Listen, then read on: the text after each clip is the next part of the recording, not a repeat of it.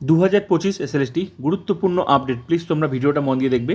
মধ্যশিক্ষা পর্ষদ যে নোটিশটা দিয়েছে সেটা হচ্ছে 11-12 ভেরিফিকেশান বন্ধ। যাদের ভেরিফিকেশান ছিল আগস্টের 12 তারিখে, 13 তারিখে, 17 তারিখে যে নোটিশটা দিয়েছিল, তো ডেট ছিল ভেরিফিকেশান 12, 13, 17 এই দিন ভেরিফিকেশান আপাতত বন্ধ থাকবে আপাতত। কিন্তু এসএসসির 9-10-এর যে ভেরিফিকেশান চলছে সেগুলো কোনো নোটিশ নেই। তার মানে যার যেদিন ভেরিফিকেশান সেটা কিন্তু কন্টিনিউ চলবে যতক্ষণ নোটিশ না আসে, মানে যেমন চলছে তেমনই চলবে। 11-12 কাউন্সেলিং শুরু হওয়ার কথা 14 তারিখ, দেখা যাক, আগামীকাল দেখা যাক, সময় আছে, ঠিক আছে। তো নোটিশ না আসা পর্যন্ত পজিটিভ থাকতে হবে 11-12 কাউন্সেলিংয়ের। আর 9-10-এর যে ভেরিফিকেশান চলছে প্রতিদিন সেটা কিন্তু চলবে, মানে নোটিশ নেই তার মানে কিন্তু ভেরিফিকেশানে যেতে হবে। তো আপাতত শুধু বলেছে, আমি নোটিশ আরেকবার দেখাচ্ছি, আপাতত শুধু বলেছে যে 11-12 যাদের ভেরিফিকেশান এই যে 5 তারিখে যে নোটিশটা দিয়েছিল সেই 11-12 শুধু ভেরিফিকেশানটা বন্ধ। এই যে এই নোটিশটা যে দিয়েছিল 5 তারিখে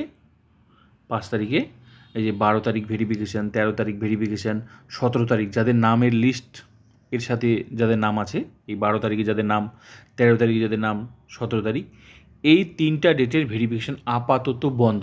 নেক্সট নোটিশ আসা পর্যন্ত অপেক্ষা করতে হবে শুধু মধ্যশিক্ষা পর্ষদের।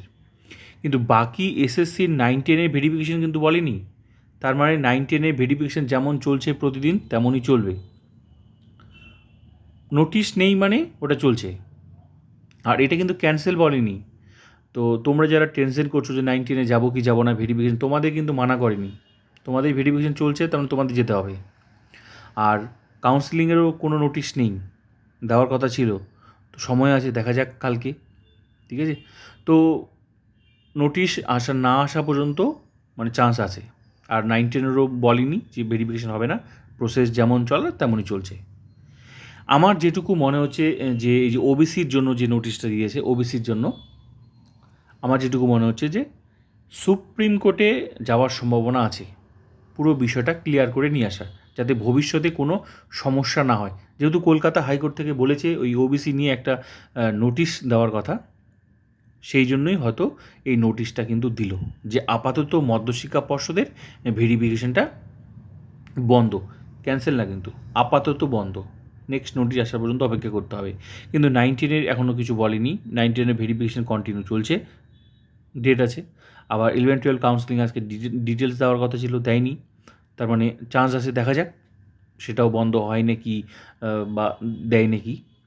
তবে এখনও পর্যন্ত সেরকম কোনো আপডেট নেই যে 9-10-এর ক্ষেত্রে বন্ধ হতে পারে, যেহেতু এটার ক্ষেত্রেই শুধু বলেছে।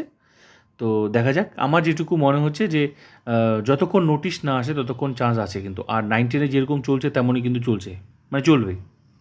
তাই যার যেদিন ভেরিফিকেশান আছে সেদিন কিন্তু ভেরিফিকেশান যেতে হবে।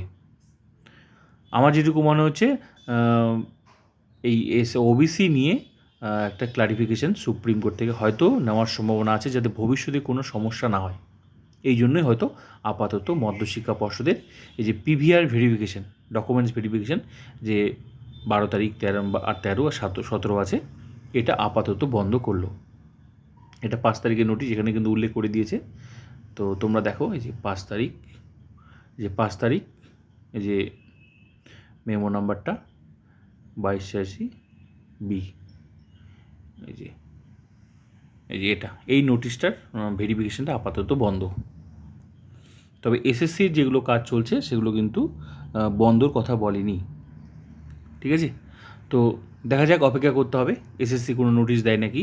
তবে যতক্ষণ নোটিশ না দেয় যেমন চলার তেমনই কিন্তু চলছে বা চলবে। এটুকুই বলার ছিল, অনেকে তোমরা বুঝতে পারছিলে না বিষয়টা।